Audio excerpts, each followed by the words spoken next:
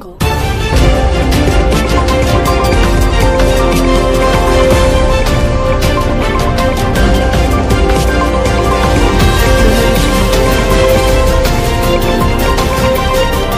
అండి ఇవాళ మూడు ప్రెస్ మీట్స్ మూడు ఇష్యూస్ మీద ఈ ప్రెస్ మీటింగ్ ఉంది. ఫస్ట్ టూ ఇష్యూస్ వచ్చి మన ఈ బెట్టింగ్ యాప్స్ మీద మన నిజామాబాద్ పోలీస్ రెండు పెద్ద గ్యాంగులు పట్టుకున్నారు. దాని మీద will have a press meet initially. దాని తర్వాత ఒకటి వచ్చి మొన్న జరిగిన ఒక మర్డర్ కేసులో మన టౌన్ పోలీసులు చాలా కష్టపడి వాళ్ళని చేజ్ చేసుకోవడం జరిగింది, వాళ్ళు పట్టుకోవడం జరిగింది. ఆ మూడింటి గురించి మాట్లాడుకుందాం. ఫస్ట్ థింగ్ వచ్చి first case town 5 PS limits లో ముగ్గురు అక్యూజ్, మనం ఒక నలుగురు అక్యూజ్ ని పట్టుకున్నామండి. ముజీబ్ అహ్మద్, షేక్ నదీం, షేక్ జునైద్, షేక్ రెహమాన్ అనేవాళ్ళు. వీళ్ళు ఒక బెట్టింగ్ యాప్, ఒక ర్యాకెట్ ని రన్ చేస్తున్నారు. ఈ ర్యాకెట్ ద్వారా ఈ సంవత్సరంలోనే సుమారు 88 లక్షల లావాదేవీలు ఒక పర్సన్ ముజీబ్ ద్వారా నడిచింది. ఈ ముజీబ్ అనే అతను హీస్ ఎన్ ఏజెంట్. ఈ బెట్టింగ్ యాప్ మొత్తం ఎట్లా నడుస్తుంది అంటే ఆన్లైన్. ఇతను ముజీబ్ అనే అతను ఎంతో ముందు పత్తాలు ఆడే అలవాటు ఉండేది. దాని ద్వారా ఇతను నాందేడ్ లో సచిన్ అనే అతని దగ్గరికి వెళ్ళి ఏజెంట్ గా అవ్వడం, తర్వాత ఏజెంట్ ఎట్లా యాడ్ చేయాలి, డబ్బులు ఎట్లా జనాలను ఎట్లా మభ్యపెట్టాలి, తర్వాత వాళ్ళని ఏజెంట్ ఎట్లా యాడ్ చేయాలనేది అంతా నేర్చుకుని ఇక్కడికి వచ్చి దాదాపు ఒక 1000 మంది దాకా యాడ్ చేశాడు. ఈ IPL సీజన్ లోనే మనకి 200 మంది యువకులు దాంట్లో బెట్టింగ్ డబ్బులు పెట్టారు. అంటే మన నిజామాబాద్ జిల్లాలో 200 మంది అమాయకులు పేద ప్రజల దగ్గర నుంచి ఈ డబ్బులు అంతా బెట్టింగ్ యాప్ లో పెట్టడం. వాళ్ళు పెట్టిన డబ్బులో ఇతనికి 7% కమిషన్ కింద, ఈ ఏజెంట్ కమిషన్ కింద ఇతను తీసుకునేవాడు. ఈ ఏజెంట్ ఎట్లా ఉంటుంది అంటే ఎవరైనా బెట్టింగ్ లో ఆ యాప్ లో డబ్బులు పెట్టాలన్నా కూడా, లేదంటే ఏమన్నా చేయాలన్నా కూడా ఈ ఏజెంట్ డబ్బులు ట్రాన్స్ఫర్ చేయాలి. ఆ ఏజెంటే ఆ యాప్ లో డబ్బులు పెడతా ఉంటాడు.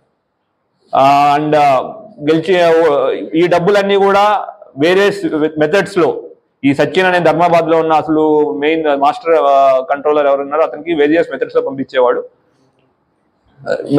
లైక్ ఫోన్ పేలో మీకు తెలిసిందే, ఫోన్ పేలో ఒక రోజుకి లిమిట్ ఎంత ఉంటుంది? 1,00,000 రూపాయలు. IMPS లో మనం వాళ్ళ ఆన్లైన్ ట్రాన్స్ఫర్ లో 5 లక్షలు. మిగతా డబ్బులు ఇంకా అతనికి ఇవన్నీ కాకుండా డైలీ మిగతా లిక్విడ్ క్యాష్ వస్తుంటే అతను విత్డ్రా చేసుకుని ఇక్కడి నుంచి క్యాష్ పంపించడం ధర్మాబాద్కి ఇవన్నీ చేస్తా ఉండేవాడు. అయితే నిన్న మన ఇన్ఫర్మేషన్ ప్రకారం మనం ఆ ఏరియాలో రైడ్ చేస్తే అతను నిన్న క్రికెట్ మ్యాచ్ జరుగుతోంది, బెట్టింగ్ జరుగుతూ లైవ్ గా దొరికాడు. అతని దగ్గర నుంచి ఒక 50,000 నగదు, 5 సెల్ ఫోన్లు, బ్యాంక్ పాస్బుక్, క్రెడిట్ కార్డులు, మిగతా అన్ని మనం జప్తు చేయడం జరిగింది.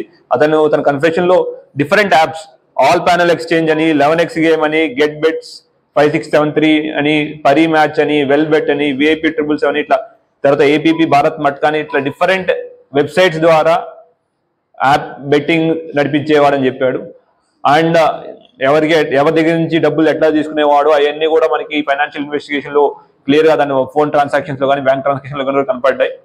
అట్లానే ఎవరైతే మెయిన్ బెట్టింగ్ రన్ చేస్తున్నాడో అతను కూడా మనం, బెట్టింగ్ అనేది ఒక వ్యసనం,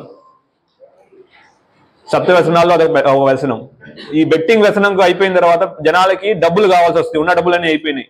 సో వాళ్ళ బైకులను కూడా తీసుకుని కుదవ పెట్టుకుని ఆ డబ్బుల్ని ఈ బెట్టింగ్ కోసం వాడడానికి వీళ్ళందరూ హెల్ప్ చేశారు. ఒక గ్యాంగ్ లా ఫామ్ అయ్యి దీంట్లో ముగ్గురు ముఖ్యంగా ఉన్నారు.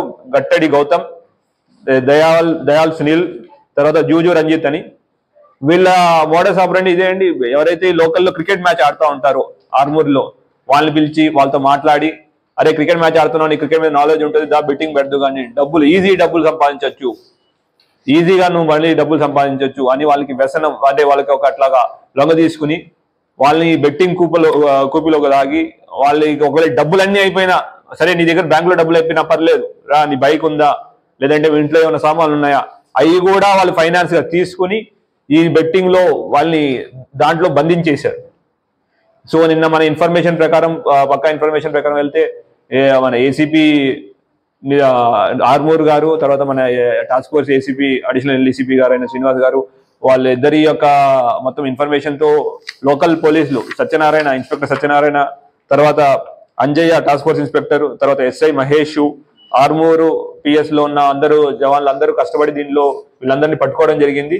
ఇక్కడ నేను mobile phones 4 mobile phones seize చేశాం. దాంట్లో మంచి మంచి కంపెనీ వివో ఉన్నాయి, OnePlus ఉన్నాయి, పోకో ఉంది, లావా ఉంది.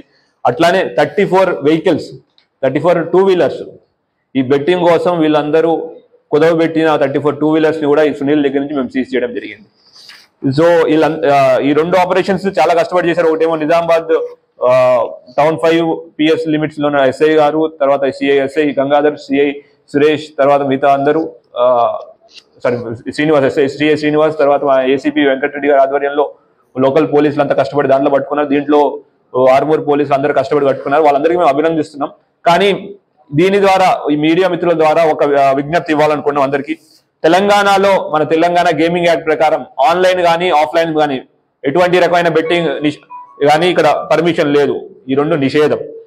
దీంట్లో ఎవరైనా బెట్టింగ్ పెట్టండి, డబ్బులు సంపాదించండి, ఈజీ మనీ రండి అని ఎవరైనా మీకు ప్రోద్బలం చేస్తుంటే వాళ్ళ మీద కూడా కేసులు అవుతాయి, గ్యారంటీ జరుగుతాయి. ఇట్లాంటి ప్రమోటర్స్ కానివ్వండి, లేదంటే ఎవరైతే రన్ చేస్తున్నారో వాళ్ళ మీద గ్యారంటీ కేసులు అవుతాయి, వాళ్ళు పట్టుకోవడం జరుగుతుంది. మీకు అందరికీ తెలుసు, గవర్నమెంట్ దీని మీద చాలా సీరియస్ గా ఉంది. తెలంగాణ పోలీస్ ఇంకా సీరియస్ గా ఉంది. ఆల్రెడీ ఒక SIT, ఒక IG ర్యాంక్ ఆఫీసర్ నేతృత్వంలో SIT కూడా ఒక ఫామ్ చేసింది, స్పెషల్ ఇన్వెస్టిగేషన్ టీమ్. ఇట్లానే మనం కూడా తెలంగాణలో మన నిజామాబాద్ లో స్పెసిఫిక్ గా ఇటువంటి బెట్టింగ్ రిలేటెడ్ యాప్స్ కానీ బెట్టింగ్ రిలేటెడ్ ఇష్యూస్ కానీ ఉంటే దాని మీద స్పెషల్ ఫోకస్ పెట్టాం. మీకు 10వ నెలలో ఇక్కడ తెలంగాణలో మన ఎడపల్లిలో ఒకే కుటుంబానికి చెందిన 3 సూసైడ్ చేసుకున్నారు. దాన్ని మళ్ళీ మేము సూసైడ్ నుంచి తీసి అబేట్మెంట్ ఆఫ్ సూసైడ్, తర్వాత అటెంప్ట్ మర్డర్ కేసుల కింద తీసుకొచ్చి ఎవరైతే బెట్టింగ్ యాప్ వాళ్ళు కూడా ఎందుకు అంటే బెట్టింగ్ కూపన్లో పడి వాళ్ళు అప్పులు చేసి వాళ్ళ ప్రాణాన్ని వాళ్ళు తీసుకున్నారు. అట్లానే ఇది కూడా వాళ్ళు ఆ కేసు మళ్ళీ మేము రీఓపెన్ చేయడం జరిగింది. యాప్ ఏవైతే ఉన్నాయో దీని ద్వారా బెట్టింగ్ పెట్టారో దాన్ని కూడా ఐడెంటిఫై చేయడం జరిగింది. యాప్ గురించి మేము ఫైనాన్షియల్ ఇన్వెస్టిగేషన్ ద్వారా ఎవరి దగ్గరికి మనీ వెళ్ళిందో వాళ్ళు కూడా పట్టుకోవడం జరుగుతుంది. అట్లానే మనకి మొన్న ఒక కేసు రూరల్ పోలీస్ స్టేషన్ లో ఒక యువకుడు బెట్టింగ్ లో డబ్బులు పోయినాయని ఆత్మహత్య చేసుకున్నాడు. ఇట్లాగా ఆత్మహత్యలు చేసుకోవడం చాలా కలిసివేస్తుంది. యువత మంచి భవిష్యత్తు ఉన్న యువత, ఎంతో బంగారు భవిష్యత్తు ఉన్న యువత ఈ బెట్టింగ్ వలలో పడి వాళ్ళ ప్రాణాలు పోగొట్టుకుంటున్నారు. మనం యాజ్ సొసైటీ లేదంటే యాజ్ పోలీస్ మేము అందరికీ ఒక పిలుపునిస్తున్నాము. ఒకవేళ ఎవరైనా ఇటువంటి బెట్టింగ్ దాంట్లో ఉన్న బెట్టింగ్ ఒకవేళ వాళ్ళు ఎందుకు ఆత్మహత్య చేసుకున్నారని మేము స్టడీ చేస్తే ఏమైందంటే వాళ్ళకి ఇది అవమానం ఫీల్ అయ్యి, లేదంటే ఎవరైనా చిన్న చూపు చేస్తారని ఏదో ఒకటి ఆ భావన వల్ల వాళ్ళు ఆ ఎక్స్ట్రీమ్ స్టెప్స్ కి వెళ్తున్నారు. ప్లీజ్ పోలీస్కి ఇంటిమేట్ చేయండి. ఎటువంటి ఇందాక కేసుల్లో కూడా మేము ఎక్కడ ఎవరైతే విక్టిమ్స్ ఉన్నారో వాళ్ళ పేరు ఎక్కడ డిస్క్లోజ్ చేయట్లేదు. ఫర్ వెరీ మెయిన్ రీజన్ వాళ్ళ యొక్క ఐడెంటిటీని కాపాడాలి. వాళ్ళు బయటకు వచ్చి చెప్పినందుకు మేము వాళ్ళకి సహాయపడాలనే ఉద్దేశంతో వాళ్ళ ఐడెంటిటీని ఎక్కడ రివీల్ చేయట్లేదు. అట్లానే ఎవరైనా ఈ బెట్టింగ్ కూపన్లో పడిపోయి ఉన్నారు అనుకుంటే ప్లీజ్ మాకు ఇంటిమేషన్ ఇవ్వండి, లేదంటే మాకు పోలీసుని రీచ్ అవ్వండి. 1930 కానివ్వండి, డైల్ 100 కానివ్వండి, లేదంటే లోకల్ పోలీస్ స్టేషన్ కానీ రీచ్ అవ్వండి. మేము విల్ ప్రొటెక్ట్ యువర్ ఐడెంటిటీ. అట్లానే మిమ్మల్ని మోసం చేసి ఈ బెట్టింగ్ యాప్ లో వలలో లాగిన వాళ్ళని గ్యారంటీ వాళ్ళ మీద యాక్షన్ తీసుకోవడం జరుగుతుంది. అట్లానే తల్లిదండ్రులు కూడా విజ్ఞప్తి, మీ పిల్లలు ఎవరైనా ముభావంగా ఉన్నా కానీ, లేదంటే ఇంకెన్ని ప్రాబ్లమ్స్ లో ఏదో రకంగా వాళ్ళు బిహేవ్ చేస్తుంటే కూడా ప్లీజ్ పిల్లలతో మాట్లాడండి. ఏంటి ఇబ్బంది కనుక్కోండి. ఒకవేళ ఇట్లాంటి బెట్టింగ్ భూతానికి కానీ, లేదంటే బెట్టింగ్ అనే కాదండి, ఎటువంటి వ్యసనానిలోనైనా మీరు తెలుసుకుని మాకు ఇంటిమేషన్ మీరు తెలుసుకుని మీరు మాట్లాడితే పిల్లలు అటువంటి ఎక్స్ట్రీమ్ స్టెప్స్కి వెళ్ళరు. సో అది ఒక రిక్వెస్ట్. తర్వాత బెట్టింగ్ అనేది టెర్రరిస్ట్ యాక్టివిటీస్ లాంటిది. బెట్టింగ్ ఎవరైతే ప్రమోట్ చేస్తున్నారో ఎవరైనా కానివ్వండి వాళ్ళు కూడా సైబర్ టెర్రరిస్టే. వాళ్ళ మీద అంతే స్ట్రిక్ట్ గా మేము యాక్షన్ తీసుకోవడం జరుగుతుంది. మీకు తెలిసి కానీ మీ ఏరియాలో ఎవరైనా బెట్టింగ్ ఆడుతున్నట్టు కానీ ఎటువంటి ఇన్ఫర్మేషన్ ఉన్నా ప్లీజ్ మాకు షేర్ చేయండి. వాళ్ళ మీద స్ట్రిక్ట్ యాక్షన్ తీసుకోవడం జరుగుతుంది. అందులోనూ మేము sections normal gaming act sections తో కాకుండా వీటిని బెట్టింగ్ ని ఆర్గనైజ్డ్ క్రైమ్ కింద మేము ట్రీట్ చేస్తున్నాం. దానికి అనుగుణంగానే సెక్షన్స్ పెట్టడం జరిగింది. సో ఎవరైనా ఈ బెట్టింగ్ ప్రమోట్ చేస్తే వాళ్ళ గ్యారంటీ జైలు పోవడమే కాకుండా ప్రాపర్టీ ఏదైతే సంపాదించారో ఇదంతా జప్తు చేయడం జరుగుతుంది. సో ఇది బెట్టింగ్ గురించి అండి.